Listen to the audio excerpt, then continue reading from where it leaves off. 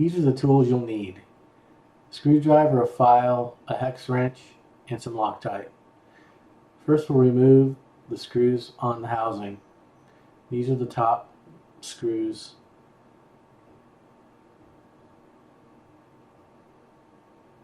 These are the bottom screws. Remove those.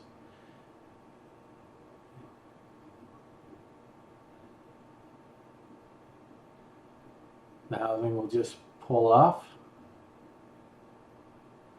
And now you have access to the internals. Here I'm removing the set screw from the vertical spur gear. It might take a little bit to break this loose because they are all glued in with Loctite. Now I'm showing you where the gear is binding against the frame.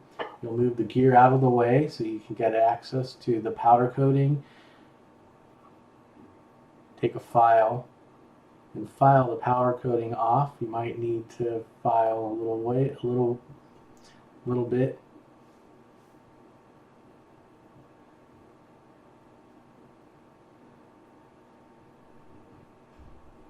You may need to repeat this a few times until you get the clearance so that the gear doesn't bind against the side. Move the gear back into place. Make sure that it's clearing the side. You'll probably have to put the set screw back in and then apply force from the left to the right side just to make sure that the gear is not binding anymore. So you might have to do this procedure a couple times. So here we're putting the set screw back in. At this point you could apply Loctite to the screw so it doesn't rattle loose.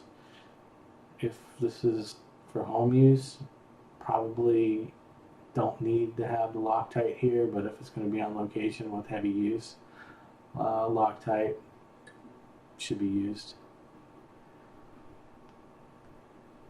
So here we're testing, making sure it's not binding. So this is what I was talking about earlier. You might need to do this a couple times to make sure that it's not binding against the side of the frame. So apply force from left to right, and also at the same time move the yoke up and down. It should move freely. You shouldn't feel any binding. If that's all working, then replace the cover and replace the screws. You notice I've taken the yoke off. This is easier to remove the screws if it's attached. The yoke is kind of tough to remove the screws and put them on just because the angles are awkward. And that's it. You should be good to go. No more binding.